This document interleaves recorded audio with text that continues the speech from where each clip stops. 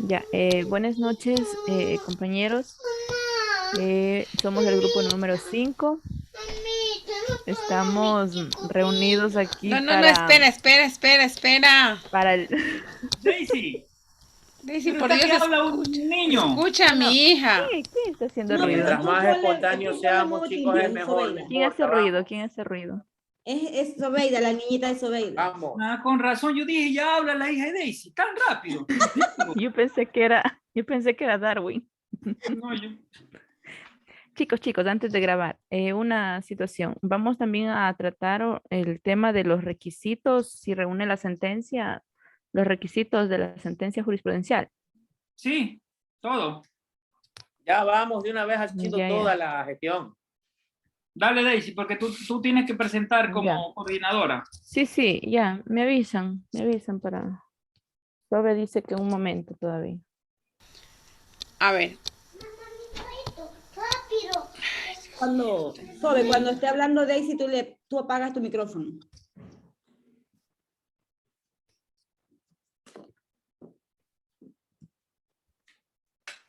dale. Ya. Buenas noches, doctor, compañeros. Estamos reunidos, somos el grupo número 5 en presencia de los compañeros abogada Zobeida Gudiño, abogado Darwin Zambrano, abogada Gisela Chévez y abogado Alex Bravo. En esta parte vamos a tratar de la sentencia 319 JP 20 relacionada a los derechos de las mujeres embarazadas y en periodo de lactancia. Específicamente vamos a analizar los requisitos que da importancia a una sentencia jurisprudencial. También vamos a identificar los elementos de la ratio decidendi, que son los precedentes y la obiter dicta, y también los objetivos de los precedentes establecidos en la sentencia, su finalidad, su razonamiento y la argumentación. Comenzamos, compañeros. Primero vamos a analizar los requisitos de la sentencia jurisprudencial. Me permiten, chicos. Sí, claro. Gracias. Buenas noches, antes que nada. Gracias por el esfuerzo, chicos, y por el apoyo siempre. Lo voy a resaltar porque así es que se trabaja en equipo. A ver, efectos primero de ser concretos con este tema en particular. Creo que es importante aterrizar ciertas ideas porque durante toda la maestría, si no me equivoco, si no es uno de estos casos, pero es un caso relacionado incluso que Sobeida en algún momento nos estuvo comentando y que nos compartió, precisamente porque había sido desvinculada o removida del cargo una persona que se encontraba dentro del periodo de lactancia o dentro del periodo de gestación o algo de lo que recuerdo Sobeida nos había comentado. Eso quiere decir pues que tenemos aquí a una persona del grupo Enhorabuena que conoce el tema un poquito más de cerca del que podemos conocer nosotros, más allá del análisis que hayamos podido realizar. Y es en tal sentido que sí le pido a nuestra querida Sobeida pues que nos ilustre con respecto a estos temas en el momento indicado. Dicho esto, y con respecto a si la sentencia cumple o no con los parámetros como tales, creo que es importante dejar por sentado primero de que más allá de nosotros poder estar de acuerdo o no con los argumentos planteados por la Corte, creo que resulta una verdad de perogrullo, quizá la primera pregunta formulada respecto a este trabajo en particular, por cuanto resulta evidente o resultaría por demás evidente que si la sentencia, ¿verdad? En la última parte y dentro del transcurso de la misma, ¿verdad? Se hace mención a lo determinado en el número 6 del artículo 436 de la norma fundamental, que habla precisamente de la competencia de la Corte Constitucional para que dicho fallo constituya jurisprudencia. Resulta, insisto, una perogrullada hablar de que si el documento cumple o no cumple con estos parámetros, porque evidentemente si la Corte ha citado aquel articulado de la Carta Fundamental, la sentencia ya constituye jurisprudencia en ese sentido. Ahora, si es que se cumplen los objetivos, como no, creo que ahí vamos a nosotros debatir un temita que al menos yo he sido bastante crítico, más allá de que de pronto se pretenda contextualizar la problemática que se plantea en esta sentencia en particular, pero hay un principio en la misma Ley Orgánica de Garantías Jurisdiccionales y Control Constitucional que nos habla que los fallos tienen que ser claros y que tienen que ser de comprensión absoluta para la mayor cantidad de personas. Si bien es cierto que somos nosotros los abogados que litigamos, ¿verdad? Pero al fin de cuentas las personas afectadas como tales resumen un litigio en dos circunstancias: gané o perdí. Puede resultar demasiado superficial lo que comento o lo que estoy manifestando. Sin embargo, no es tal. Quizás me desvío un poquito del tema, pero cuando nosotros estuvimos hablando de la sentencia Sarayaku, por ejemplo, el argumento que hizo el compañero Gualinga, creo que era el apellido, o Gualinga creo que era el nombre, era extremadamente concreto, rústico, sin sonar peyorativo, pero a ellos lo que les interesaba necesariamente, o lo único que les interesaba era saber si se las había o no se las había dado la razón. ¿Por qué hago relación o por qué hago referencia en ese sentido? Porque las sentencias tienen que ser claras, y por ser claras tienen que ser concretas. Para nosotros como abogados, para nutrirnos nosotros intelectualmente, de pronto lo podemos tomar como un ejercicio perfectamente válido, pero al final del partido o al final de cuentas las sentencias que son de carácter erga omnes, las que constituyen jurisprudencia, tienen que ser la mayoría de las personas. Estas chicas a las que se hace referencia de sus derechos constitucionales vulnerados en el contexto de la sentencia, ¿verdad? Creo o no creo que ellas estén interesadas en conocer más allá de los aspectos netamente fundamentales de por qué motivo sus derechos podrían haber sido vulnerados. Mi crítica la dirijo es, por ejemplo, a que en el número 4 de la sentencia, cuando hacemos el análisis y fundamentación, la Corte la divide el fallo en 5 puntos. Entre esos puntos pone en el contexto la situación laboral de las mujeres ecuatorianas. No digo que no sea importante, pero era un detalle que considero yo de manera muy particular, eso está en la página 11, chicas, de manera muy particular, que ese detalle pudo haber sido obviado. Entiendo por qué de pronto lo hace la Corte como tal, pero si nosotros queremos ir con el objetivo, la Corte que cumpliese y los más claras posibles, hay situaciones que creo sí podríamos nosotros evitarnos. Empezando con este preámbulo, chicas y Darwin, abro el foro, ¿verdad? Para empezar a debatir los puntos específicos, si es que la sentencia cumple o no cumple, que entiendo por haber citado únicamente el artículo 436.6 y el análisis realizado, que se cumplen con los parámetros, pudo haber tenido solo un precedente como tal, y en virtud de ese precedente se desarrolló todo este cuerpo jurisprudencial, que ya lo conocemos con una sentencia, donde se verifican precisamente vulneraciones a las que hayan sido expuestas personas, en este caso mujeres, que hayan estado en periodo de lactancia, en periodo de gestación, etc. Hasta aquí mi intervención, chicas, y continuemos con lo pertinente, pues, ¿no? Una pregunta, Alex. Una pregunta, para poder entender la crítica que tú estás haciendo, tú estás indicando que tú indicas que se debería haber omitido. ¿Cuál es la parte, la situación laboral de las mujeres ecuatorianas, esa parte? El contexto de la situación laboral de las mujeres ecuatorianas. Considero que ese dato estadístico está de más, por una sencilla razón, porque si de todas estas estadísticas, recordemos que cuando se emite una sentencia de rango constitucional, empieza precisamente por un caso en particular. Los derechos, por ser interdependientes, eso ya lo sabemos, la vulneración de uno conlleva la vulneración de otro. No tenemos nosotros que conocer quizás alguna estadística, y ojo, insisto, esto es una apreciación muy particular. No necesito yo conocer de una situación estadística para ver si es que de pronto estas personas son susceptibles o no de protección constitucional.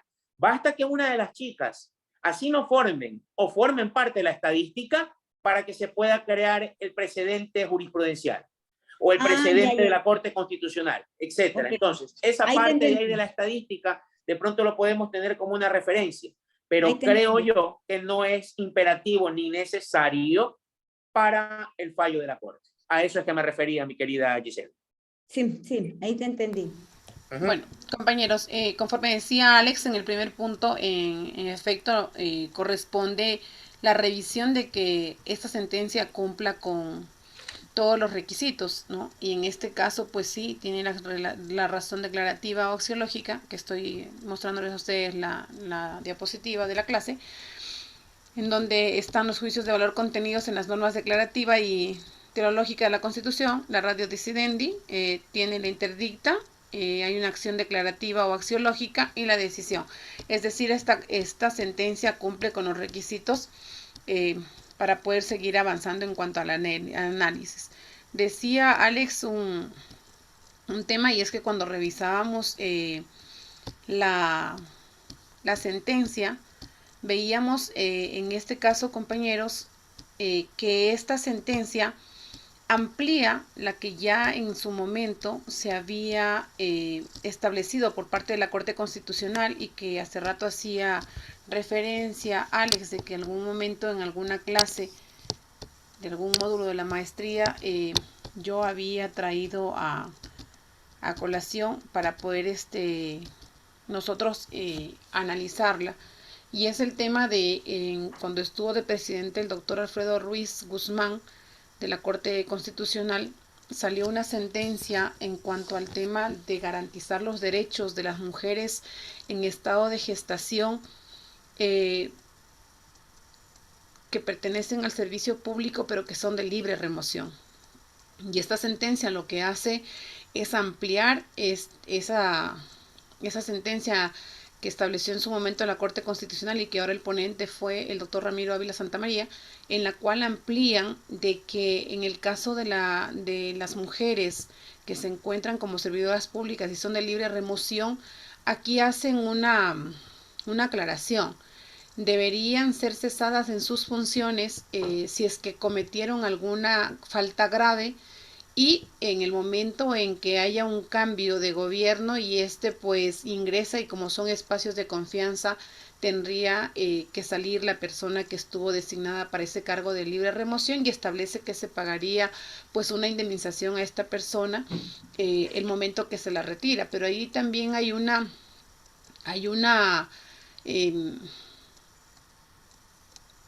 aclaración, y que dice que sería que este nuevo gobierno la puede tener a la funcionaria durante 30 días, ¿sí?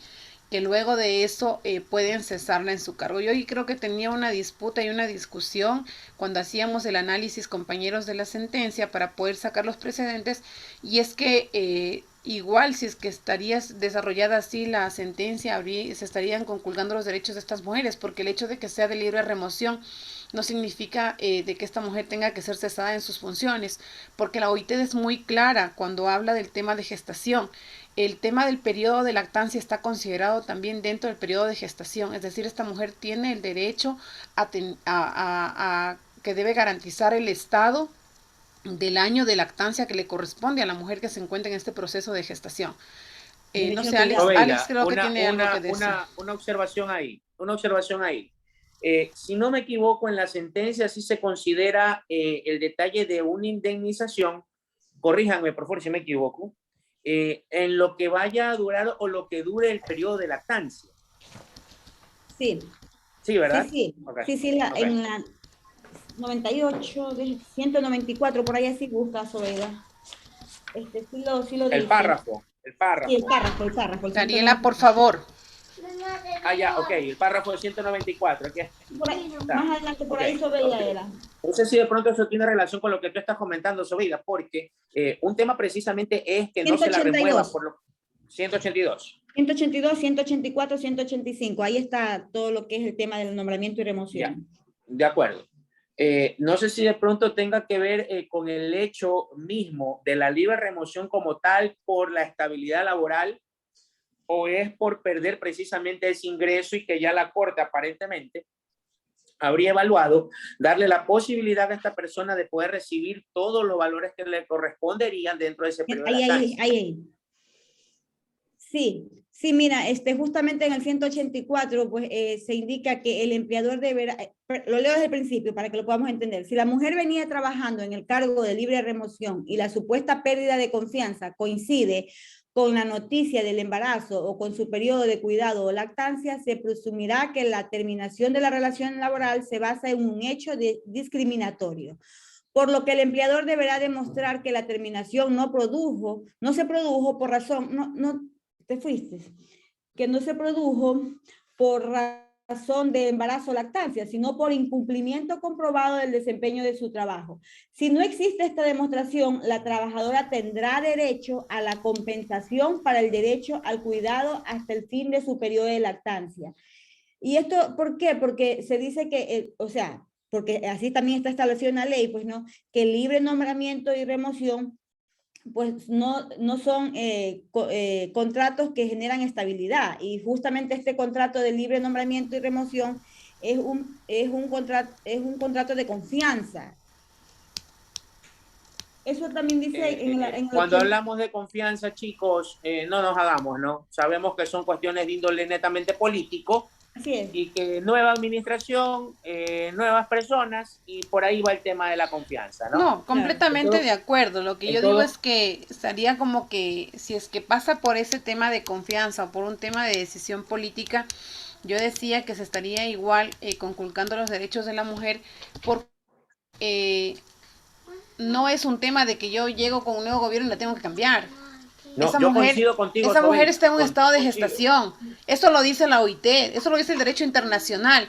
La OIT es clarísima cuando habla de los derechos de la mujer en periodo de gestación. Entonces no puede ser posible que porque viene un gobierno, pongamos un ejemplo, Gisela es la directora distrital del MIES, viene el nuevo gobierno y la sacan, pero ella está en un proceso de gestación. Yo creo que las entidades públicas tienen conocimiento de que esa servidora pública está en ese periodo. ¿Por qué? Porque además cuando la mujer está en un proceso de embarazo durante sus funciones en la institución, el propio Departamento de Talento Humano solicita a la funcionaria haga llegar el certificado de nacido vivo, y a partir de ahí es que justamente le dan su derecho de maternidad, que son en este caso los 3 meses, y luego el periodo de lactancia, en cuanto establecen que serán 2 horas diarias las que tiene derecho esta funcionaria pública se encuentra en estado de gestación. Es decir, que para mí, desarrollado de esta manera, se seguirían conculcando los derechos de esta mujer, porque no es un tema de que pase por confianza, un tema de decisión política. ¿Qué pasa con aquella mujer que está en estado de gestación y que se le violenta el derecho de que pueda lactar? Claro, es justamente en el 185 el que pasa esa parte donde tú dices que se estaría vulnerando el derecho, porque dice que cuando se trata de una nueva administración... Compañeros, tenemos 10 minutos. ¿Será que nos volvemos a conectar? Sí. ¿Qué tiempo llevamos? No sé, pero tenemos 10 minutos. Se apaga y nos volvemos enseguida a conectar. Yo les paso el link. Sigan, compañeros. Ya, entonces dice que cuando se trata de una nueva administración o de una nueva autoridad que tiene la potestad de designar a personas de libre remoción, la autoridad nominadora procurará contar con el trabajo de la persona bajo protección especial. Si no fuera posible, hasta un periodo máximo de 30 días contados a partir de la posesión del funcionario con dicha potestad, se podrá terminar la relación laboral sin que exista la obligación de la compensación por cuidado. Ahí es donde ya se estaría vulnerando el derecho, como bien lo dice Sobeida, porque ahí ya 30 días nada más le cubre y el resto ya no claro, no le dice, cubre porque yo el ejemplo que les ponía, de este ejemplo que conozco, el práctico, esta funcionaria de libre remoción tuvo, ¿no es cierto?, su derecho a la maternidad. Tomó los 3 meses. Al regreso a su puesto de trabajo la notifican, quitándole todo el derecho de lactancia que le correspondería de 1 año. Y el derecho al cuidado. ¿Sí?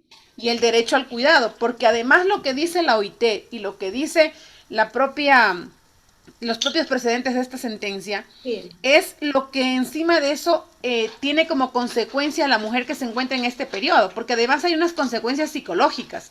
El hecho de que tú te quedes sin empleo para el tema de manutención de tu hijo te genera también un tema psicológico que afecta también a tu persona, pero también al niño. Entonces, pasa por eso. Además, en el caso específico que yo les comentaba, hay otra particularidad. Es que fue un parto de cesárea, pero además la niña que nace producto de este proceso de gestación es una niña prematura.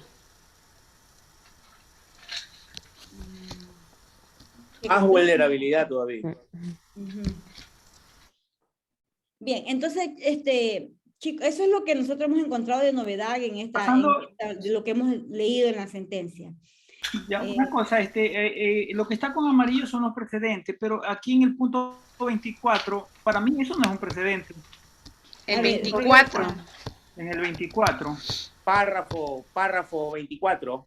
Sí, eso no es un precedente. No, bueno, para eso es lo que demandamos, para que nosotros, para que nos puedan decir si... Claro, de lo que hicimos el primer trabajo, compas, el tema era revisarlo luego entre hacer esta grabación, ¿no? Claro. Sí, no es un precedente. ¿Por qué no es un precedente? Ya, yo entiendo lo que dice Darwin, o sea, no es precedente del caso como tal, pero sé que se lo ha visto es como precedente porque se cita precisamente el artículo 436.6 de la Constitución en ese sentido. O sea, hay dos maneras de verlo. O sea, no es un precedente del caso particular, pero se lo ha citado como precedente porque efectivamente esto constituye un precedente de rango jurisprudencial emitido por la Corte. Exactamente, porque es un precedente porque establece que solamente la Corte Constitucional es competente para expedir sentencias que constituyan jurisprudencia vinculante. Recuerda que en una clase que vimos que decían que cómo se identifica cuando una sentencia es vinculante, cuando está tipificado ese artículo. Y eso es lo que está ahí nada más. O sea, esta sentencia es vinculante para cualquier situación. Pero es un precedente. Estamos nosotros de acuerdo, sí. Por eso no es, o sea, esto no es un precedente, ya, cambiamos. Eso no es un precedente, porque en términos generales que está hablando.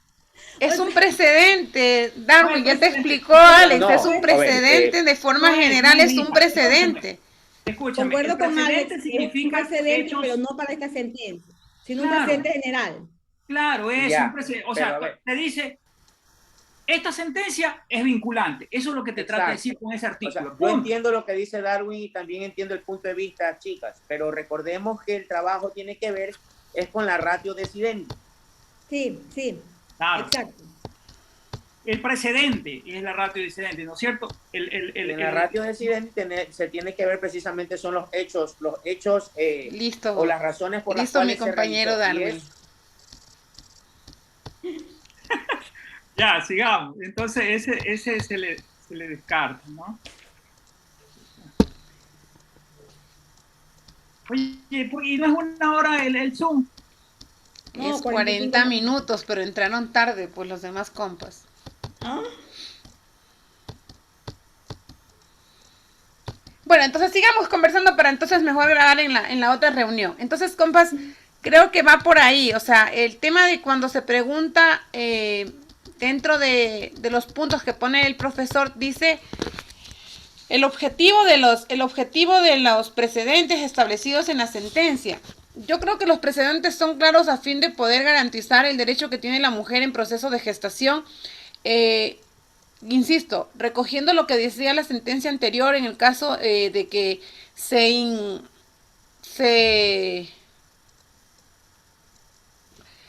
me fue la palabra. Terminamos también poniendo no solamente a los funcionarios que no son de libre remoción, sino que además se incluye el tema de los nombramientos de libre remoción, en este caso para poder garantizar estos derechos, diciendo que era discriminatorio, lo dijo en la sentencia anterior, el tema de que solamente se consideren a las mujeres que son parte de la ley de servicio público y que no sean de libre remoción.